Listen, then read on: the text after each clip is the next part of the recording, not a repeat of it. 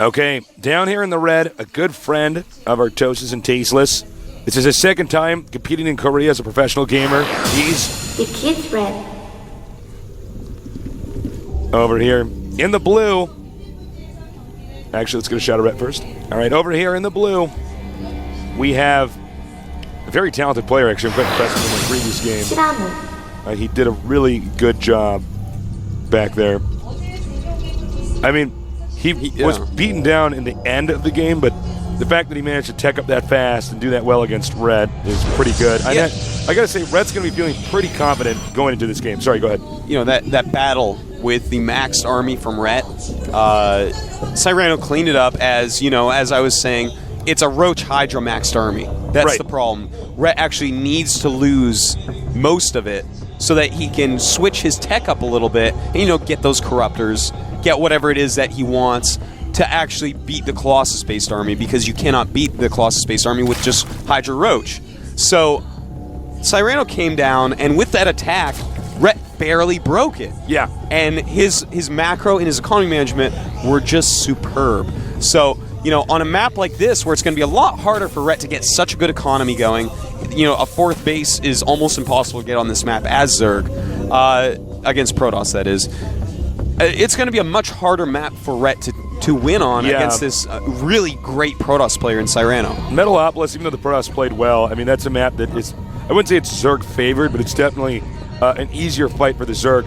And as Artosis was saying, I mean, look, Zerg gets an easy first base on this map, but then taking this base over here, or this one, is actually quite difficult. Note, though, Cyrano is going to go for a fast expand. This could be a good position for the Zerg to go ahead and get Mutalisks, because you have to defend your ramp here. You have to put cannons if they go Mutalisks over here, and of course defend over here. That means usually, kind of like StarCraft 1, if you have to put cannons in 3 different places, you oftentimes don't have enough cannons to defend every single place, and you can break your opponent. That's quite true. Now, we see that it is going to be a very quick Nexus here by Cyrano, and on this map, it's quite a safe build, you know? Especially when you go 9 Scout with the probe, you can actually just wall in if you see a quick pool. So he's going to have a really great economy, as is Ret. He went hatchery first too as well. So we're definitely going to see high economy off 2 bases each, but I'm very interested to see where Ret wants to take his third. I think he's going to take the left base on the map, but then he's going to want a 4th base at a similar timing that he had last game, and that's going to be the hard part, the kind of the decider. Can Ret get that sick macro up again? Yeah. Now, for the time being, both these guys are going to drone up, probe up. It's called macroing, basically focusing on your economy. Obviously, neither player can really attack the other one. This position's very safe. And, of course, the Protoss doesn't even have an attacking unit, so the Zerg doesn't really have to do much. You can just continue to make drones. That is right. And, you know, the wall-in at the choke of Cyrano is actually very telling. Yeah. You know, it's a tiny little opening right there. Small, narrow hallway. Yeah. Right in this area right here. I think this points towards him taking his 3rd base behind the rocks of the other, on the right. You know, just break out the rocks from his expansion, walk over, take that as a 3rd. It's a pretty safe 3rd to take against Zerg, because it, you know, just a very small ramp leads up to it. You can use force field very well in that area. Now, for the time being, we have the layer on the way. Note that was a fairly late layer in comparison to some of the other Zergs we've seen. That's because he wanted to get a lot of drones out there before he tacks up. Protoss has a cybernetics core up, and it's getting warp gates now. Now, the big question is going to be, will he continue to get a bunch of gateways? Is he going to get any other tech structures, like a Stargate?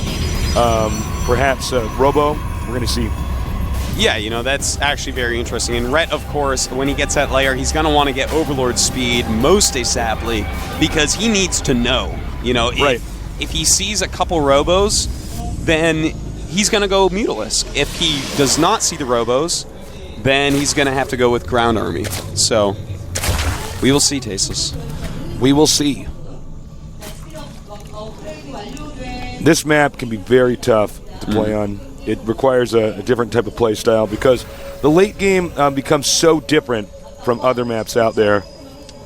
especially because no matter where you expand, you're always going to be expanding closer to your opponent, which makes the end game very tense. And we see a tech choice here. That is a Stargate. Double Stargate, actually. Indeed it is. So we're going to see a very similar build to last game. Cannon up just in time right there.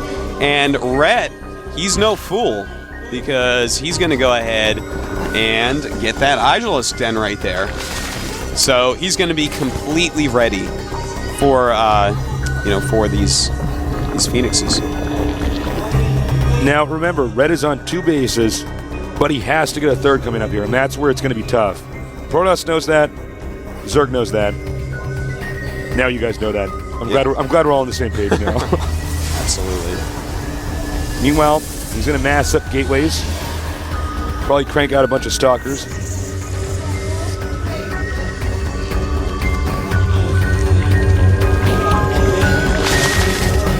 And now we see that the range attack is being upgraded to make those roaches and hydras just that much stronger. I kind of like that, getting that quicker upgrade this game. It's smart, it's going to be a lot harder in the very late game to battle Protoss, so you may as well have a slightly stronger army early on. This Overlord, a little bit indecisive about where he's going to go. Why can't I fly up? Why can't I keep I can't go north. Right now, we do have Rhett taking an expand, and it might even be smart for Rhett to take his 4th right this second and try to get that little economic boost. When someone goes Phoenix, they aren't going to attack you too quickly thereafter because they've spent so much money on these flying units that aren't really going to bother the Hydras that Rhett has made. To some extent, I find the Phoenix opening somewhat questionable on this map. Not in Metalopolis, I think it's actually much better, but on this map, I feel like it does give the Zerg the opportunity to take that 3rd base. Because they definitely can take it quite a bit quicker. That's one of the things. If you do go flying units, then they can't kill a hatchery, man. So you can just make that extra hatchery. Keep the Overlords. I got to get a hatchery up over here. I think the reason behind him taking it is to force Rhett not to go muted, because the late game, when you have force fields and Colossus on these really small paths, it becomes very hard for Zerg to actually kill you with the ground army. So the Phoenix has forced the ground army. There we go. We have the double robotics going up once again. And he's going to get that really hard to kill army. A lot of Colossi involved. And oh my god, he's going for a hatchery snipe right now. We have some Zealots coming in. A little Zealot elite task force just right-clicked on that hatchery. Will Rhett get there in time? Unfortunately, he has no creep in between the bases and that. And his army is mostly Hydras. If he loses his hatchery, it is a terrible spot for Rhett to be in. And, oh god, he does get to transfuse the hatch, but I don't think it's going to be enough. These Zealots dealing damage far too fast. Wait. I think he's going to get it. Oh my god. Oh my god. Oh my god. One Zealot hit. It was at 60 health. One Zealot hit from destruction. Oh my god, I cannot. Double underline, bold, italics, slap in the desk, tasteless. I don't know what to say. Rhett barely saved that. Lost it. Oh.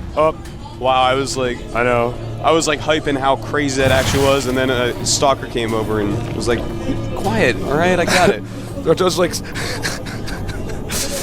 that stalker shut us up, man. Yeah, he did. All right, so anyways, as I was saying, this hurts Rhett terribly bad.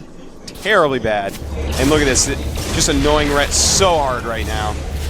He could actually lose this game now. This is going to be an uphill battle for the rest of the game for the Zerg. Yeah, he's on 2 base right now. The 3rd is going to be very late instead of a little bit early. This is going to be an extremely late 3rd, so this gives Cyrano a lot more time to actually get out some Colossus. And I think what we're going to see from Cyrano is actually just going to be a 2-base timing push, a very, very strong one. And Rhett's economy is not going to be up to par with what he really wanted to stop that push. Yeah, this is pretty bad. Now note, Rhett could have stopped this attack, the one that took out this hatchery that was over here, had he simply, had his army in the right position. Yeah. So I bet Rhett is just, kicking himself over that one. Yeah, that is a little bit harsh. Even if you had, maybe a Zergling scout over to the side. But that's something hard to predict. That was a very quick thinking move by Cyrano. It's not something that's going to happen every game for sure. Ooh, he's getting air attack. Okay, so he's actually... That could possibly be for Corruptor. Or ever since there is double robo, he may switch over to Mutalisk. And look at that, kills some of the Phoenixes. He wants to fungal them, kill them, then switch to Muta. Yeah. That's actually a little trick you can do because he switched over to the double robo, so he's going to have a lot less anti-air than normal because all that gas is going into Colossus. Rhett should not allow the Protoss to get this position. With force fielded cannons, you can just continuously block the ramp. And it looks like there's going to be another game that could be disastrous here. Uh-oh. You should have stayed at home, Infestor. Oops. Well, he is going to take that third base. This is going to be a tough angle for the Zerg to come into. Yeah, you know, a few force fields are going to make that very tough, but our Protoss player may want to just cancel here. Yeah, actually, you know what? He does not want to lose those sentries. And I'm surprised he even decided to take that base when he delayed the extra base of Rhett just so long. It's almost like, hey, hit your 2-base timing push because your economy is equal to Rhett's. Right. And you have a really cost-efficient army against what he has. I think you're absolutely right about that one. I think he should not have actually engaged, or excuse me, rather expanded in that position that was unnecessary. I mean, I love people expand. I tell them to all the time, but right there, maybe not the best choice. The Colossi are out. Zerg might have overextended himself here. Yeah, he could have been chased down. Hydras are slow to retreat. That's why whenever you engage your opponent with Hydras, you have to make sure that you're going to win. That you're actually going to win that battle. Yeah. Or you want to lose them. Happens. And looks like we missed some action over here. That Atree's hurt. I'm sure we're getting crucified on the internet right now. I know. Like, God, let's just turn on the Korean stream. He doesn't miss anything. Jesus is doing his best. Be quiet. Meanwhile, we have a lot of Colossus over here. And we have a lot of Corruptor as well. They do have that +1 attack. So beautiful. Look at that. The angle here is pretty good. Yeah, actually, unbelievable. This is simply put Rhett having better mechanics than his opponent. Rhett, this game, completely outplayed his opponent. I mean, he outplayed him last game as well, but this game, Rhett was like, I am Rhett. And that was the end of that. Hear me roar. He doesn't even need a roar, man. This guy, so sickly good. I can't believe he What's funny is that, his opponent right believe there. it or not, I know we were both saying it was really hard for him to get out of his position, and it was, but he made it look quite easy. He's like, well, I guess I'm behind. I guess I'll make more units than him and kill my opponent. I don't know how else to describe it. He just was mechanically superior. He did drone up that third base very quickly. He got the +1 for Corruptors, which I've actually never seen someone rush to +1 for Corruptors. By the way, guys, it looks like he's going to win this right now. So send your questions in fast. Because we're going to have an interview with Rhett, because this is basically GG. And there it is. Beautiful play by Rhett. And he's happy. He's like, yep, I'm a badass. Yeah. He's like, yeah, I know. This guy, he is a favorite, man, of the entire tournament. Yeah, he's solid, man. In my opinion, the most talented Western gamer that I've seen. Cyrano, unhappy with himself. Crushing defeat, but I hope he comes here again. I mean, we might not have seen his A game there because he was actually the first so game, nervous. I thought we saw a really great play out of Cyrano. Yeah. But game 2, Rhett was a completely different caliber. That map is so hard for Zerg versus Protoss. Yeah.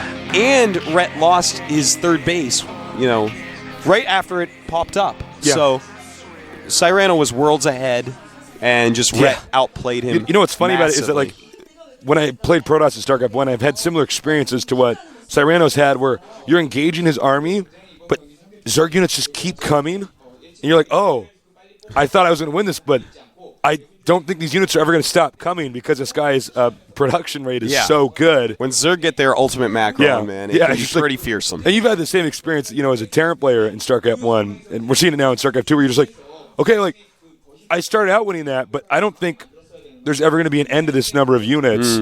And that's a very frustrating thing because you feel like there's nothing you can do. Well, that's Rhett's talent. This guy, he makes more drones than any Zerg I've ever seen, but he doesn't seem to die. So I've watched him play first person, and he's so fast. He never misses a beat. And his face is so calm, too. It doesn't make any sense. Yeah, no. Some of these guys you watch him play, like sweating and stuff and, like, mumbling to themselves, but, like, he just looks so composed. He's one of these superior human beings is what I like to call them. You look at people like Flash, like Jaedong, like Rhett, and you're just like, how are you actually this good? Like, does this actually make sense to anyone else? I don't know. He doesn't miss I a play beat. all day for my entire life, and, like, I can't do this. He's a great player. We're going to have an interview coming up here in a little bit, so definitely stay tuned for that. No bathroom breaks for you guys. None for me. I'm actually just going to sit here and watch the interview. Yeah. Be clapping my hands, guys. So All right, you're so awesome. Screaming. So I hope you guys left some awesome questions. If not, I might just discard them. You know, just talk with him instead. Like punch his How shoulder. you doing? You're so good. Yeah. Man, that was pretty impressive. We'll be right back with an interview, guys. Don't go anywhere.